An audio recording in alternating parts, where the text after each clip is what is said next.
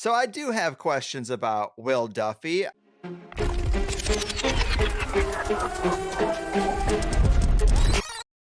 So it sounds like you maybe kind of had some doubts before you actually took the journey. Is that safe to say? Or were you really 100% on board until this happened? No, I mean, I thought that the trip would be canceled. A couple of these things have come up in the past and they were always fake or they ended up being canceled. So I kind of thought that, but I did know that ultimately, if it was real, that, the trip would probably happen and then we'd have to go down and see. And then we also thought maybe we'd go down there and there'd be clouds in the sky. So we'd kind of be clouded over for 4 days. But we got there and it was beautiful. The first day, the plane lands right there on the ice. Unbelievable. We went to Union Glacier. They took us to a secondary camp, which was kind of away from the main camp, just about 3 miles, not very far. But from there, we were able to set up and do our 24-hour live streams and all that, and our 24-hour videos. And so, yeah, it was great. I mean, awesome trip. 35,000 bucks for free. Can't beat that. I'm telling that pastor now I don't believe in oceanside property in Hawaii either. So maybe you can send me there.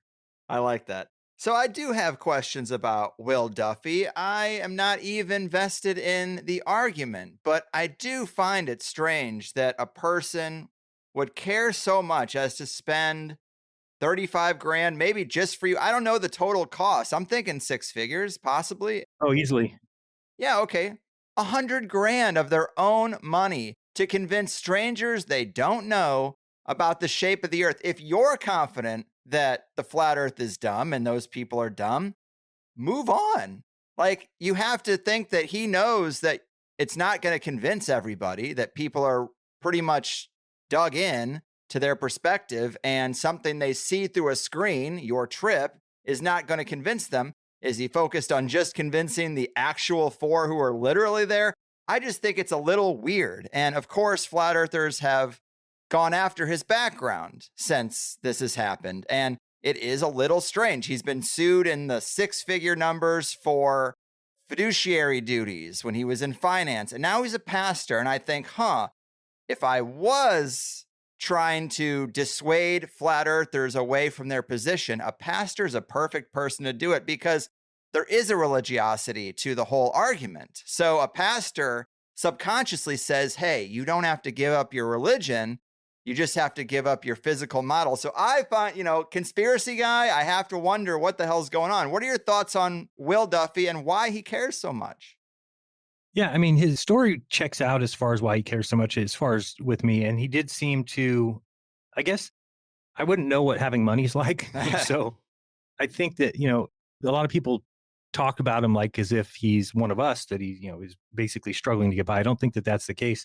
So, if somebody had, let's just say, and I have no idea if this is a number even close to what, but if you had $10 million, maybe you'd feel a little differently if you decided, hey, I want to go spend $100,000 on this trip. And maybe my name will be put in the paper. Maybe I'll get some sort of accolades for it if I help change the minds of a bunch of flat earthers. And it really has been a kick in the pants to flat earth because so many people have left, right? So I was the first one who came back and just said, hey, the earth doesn't look like it's flat. In fact, it's shown to be a sphere. And then shortly after that, Paul on the Plane is somebody who came out and admitted that he also agrees that the earth is not flat. Robbie Davidson, who's the one who put on the first 3 or 4 conferences. I know he invited me to Raleigh, North Carolina. He was in charge of that.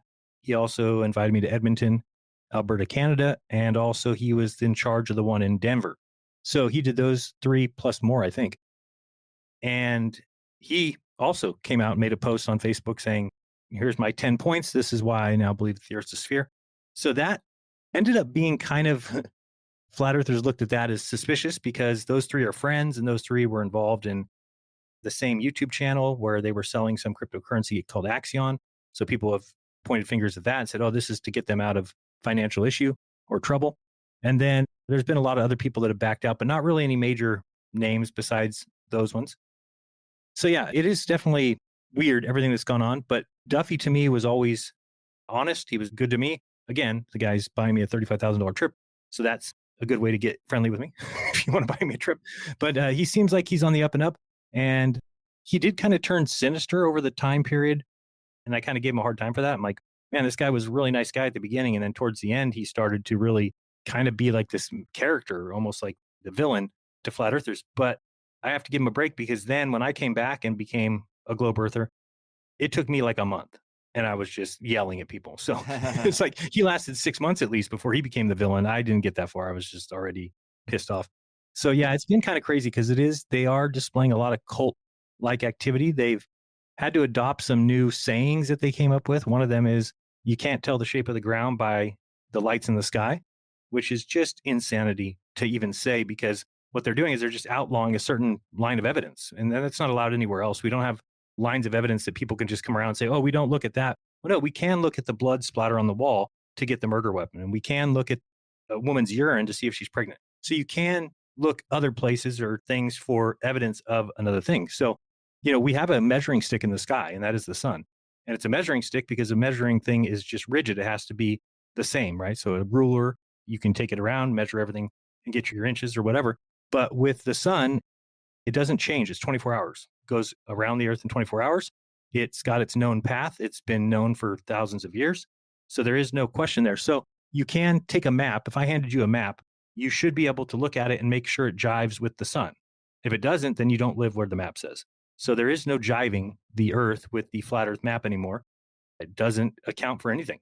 So it's pretty simple to me. And that's what's so sad about it is that I feel like now you're like, man, I wish we could just move forward. There's so many conspiracies to look into. There's so many things that we should be putting our focus on.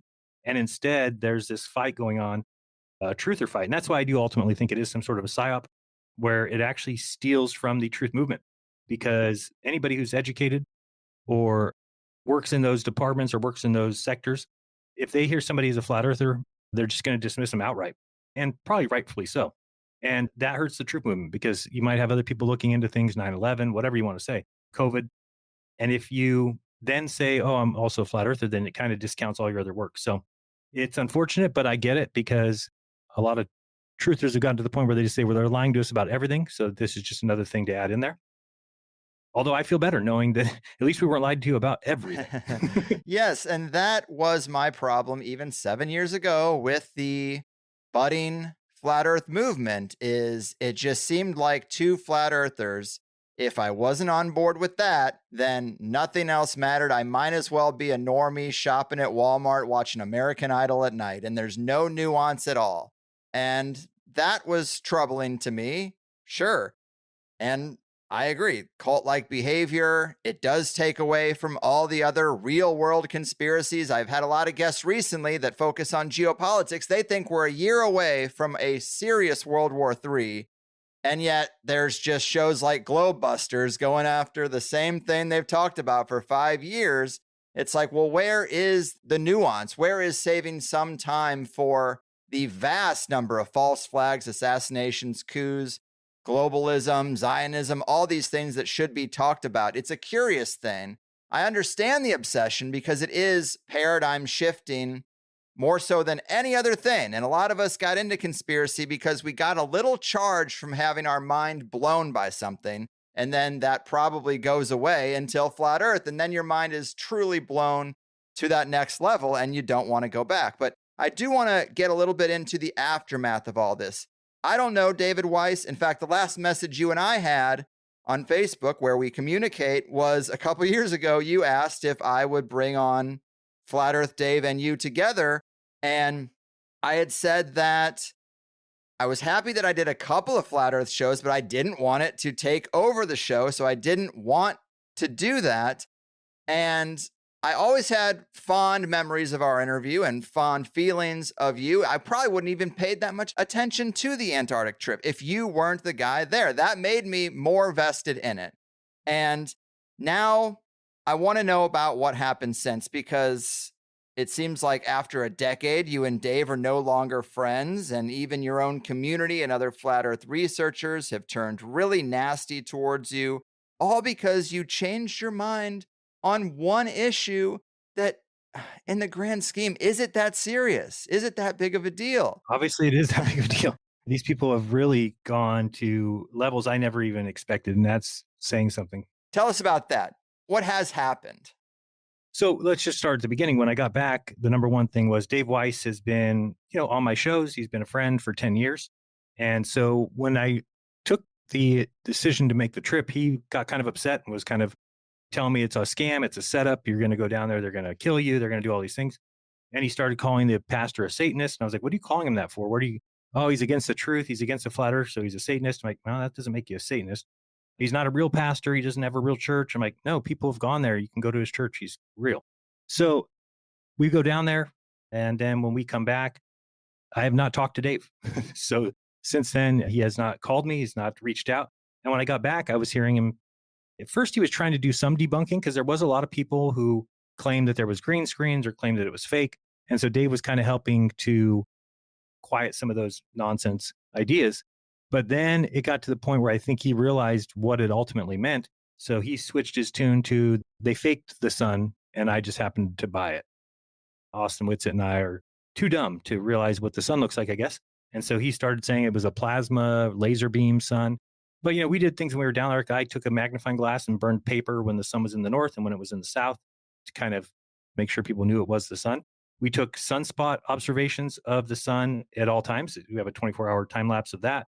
And it matches perfectly with the sunspots taken from the United States, except for these are flipped upside down. So lots of things like that. But yeah, the community really went sour because they all, and I get this, right? So I think that I've come across as a pretty honest guy the whole time. And I think people look at me that way. So when I come back and make a flip after 10 years, this just threw them into a tailspin. And they basically came to the conclusion that I must have joined the cabal. I must have been paid off. I must be purchased or something like that. So that's kind of their line of thinking. And then from there, it just became some nonsense. I mean, you had Mark Sargent, I'm sure you know who he is, the guy who made Flat Earth Clues.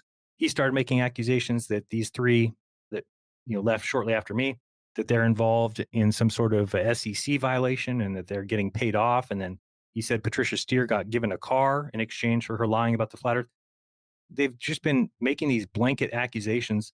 And you really see it for what it is when you're on the outside looking in. You're like, this is cope if there ever was some. And again, like you were saying, one thing that I look at is what have we accomplished in 10 years? You have to bring something to the world or else you're just spinning your wheels. You're running on a hamster wheel. And then after 10 years, you get off and you're like tired and you look around, you're like, shit, I ain't go anywhere. I'm still standing here. So in order for the flat earth to ever become the de facto belief, it has to better explain the world than the globe. And now with the South being exactly what the globe calls for, there is no way that it will ever happen. So that's ultimately what it comes down to. And I now understand a little things a little bit better. Water finding its level, why we don't see curve, why we don't measure curve. I mean, those things are just, they kind of took that block in my head getting kicked out, which happened when I made the observations. And then everything else just kind of started to fit. I understood the sun all of a sudden. And I get it now. I get it. Like 1,000-mile-per-hour spin. You ever see people talk about that all the time? But it goes around once a day. And that's not spinning fast at all. That's very, very, very slow. In fact, if you were to watch the Earth spin from space, you wouldn't even be able to tell it was spinning. You'd have to really watch it because it has to only go around once in a day. So that's pretty slow. I mean, think of a merry-go-round or something that goes around once a day. That's barely moving. So, we all joke about, oh, it's 1,000 miles per hour and that seems outrageous, but it's not really that outrageous when you understand that. And I'm still in the camp where, water does find its level. And I think people get confused on that. But no matter where you're at on the Earth is level. It is flat. It's just, if you zoom out, it is a sphere. And people have a hard time, I think, because we think of balls. We think of a bowling ball, basketball, beach ball, volleyball. So those items are smaller than us and they look like they've got a certain amount of curve. We can't even fathom what the size of the Earth would be. But it's so big that we don't actually experience curve, which I think settles a lot of the questions that I had about the globe Earth. Like, how do they build bridges? How do they build canals? Well, the answer is you just build them. I don't even think you need to take into account the curvature of the Earth ever. One number I keep throwing out there, for 660 feet, which is 2 football fields, right? End to end with end zones, there's only 1/8 inch of curve.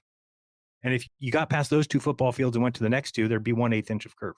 And if you went to the next 2, 1/8 inch of curve. It's always the same. So you would basically come back to where you started after building a couple 100,000 football fields. But that's why we don't experience curve. And that's why water finds its level. That's why we use a level in a building. So, I mean, imagine if we had a 660 foot long level. So 2 football fields, which doesn't exist, but let's say we did. Even that, when put on the ground on a sphere Earth, would show level because there's only 1/8 inch of curve. We don't even have the tools to detect that. So I started to understand some of these things and realize that The flat earth is just really settling on your senses. We don't feel like we're spinning. Okay, we're not spinning. We don't feel like we're flying through space. Okay, we're not flying through space. So a lot of those things are very attractive, but they run out when it comes to matching reality. You can't explain the sun at all from a flat earth, any sunrise, sunset times, not any eclipses, all the things that come with the globe that explains.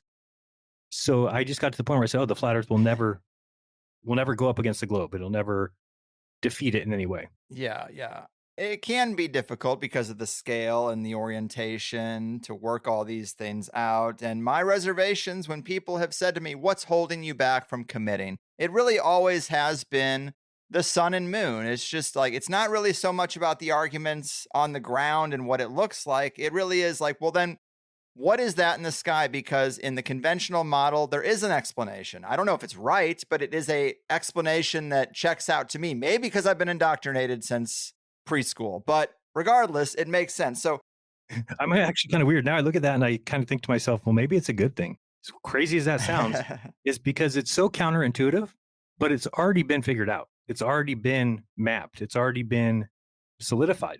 It's just a bunch of people that don't quite get it that started to have another idea. And the AE map does present a nice option. You look at it, it does explain some flight routes a lot better, right? So a lot of people who have flown, say, New York to London or something will always ask, well, why did I go up by Greenland? What was I doing up there? Which that is the Great Circle route. But if you put that on an AE map, a flat Earth map, it's a straight line. So it's very easy to convince people, no, you're just flying this straight line. You're not flying this crazy arc over the globe. right. And the UN flag. I've always liked the UN flag argument because where I try to find common ground with the flat earthers is to say, look, I appreciate the punk rock spirit of every couple of years, I find a new thing you've lied to me about. Well, fuck you. I'm going all the way to the top and everything below. There's no way you can lie to me now because I believe the exact inverse of everything you've ever taught me because fuck you. I actually appreciate that spirit. I can find common ground. I try to, it takes two to tango. They can't find common ground with me, but I definitely appreciate that attitude.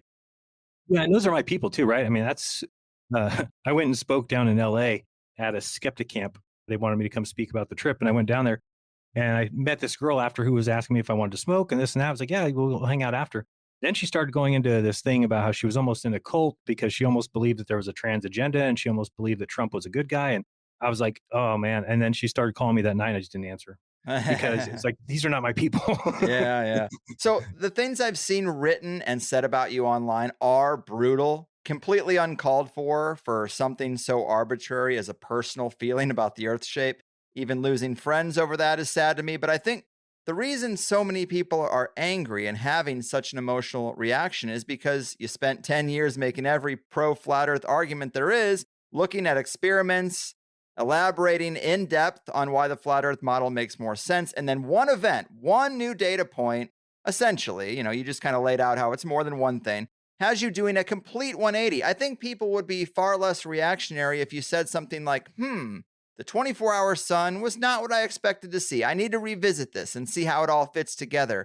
Because aren't there still a ton of pro flat earth arguments that would be irrelevant to the sun? Not to quote Eric Dubay, but yeah, I mean, there's a lot of things like pilots never angling their planes downward, water finding its level, as you mentioned. Time lapse photography of the stars has always been interesting to me and curious. Seeing things across distances that should be under curvature, never seen curvature without a curved lens. And my favorite, zooming in on ships that have crossed the horizon point and seen that they are still visible. That's a head scratcher. It's okay to have an event and new data shake your confidence, but I think it's the full 180, the either or flip that is making people so angry with you.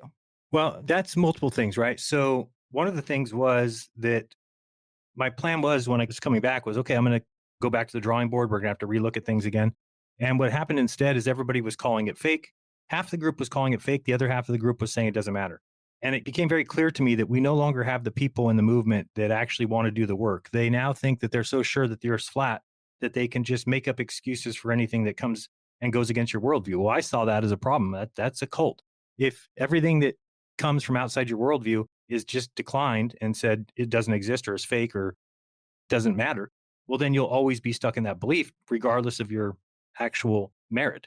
So one of the things was when I got back, I started hearing that every flat map predicted a 24-hour sun. And this guy, Stephen Alonso, that has his own school, Flat Earth School or something, started saying that. And then I started hearing other people say it, and they said it so matter of fact. And I'm like, that's just BS.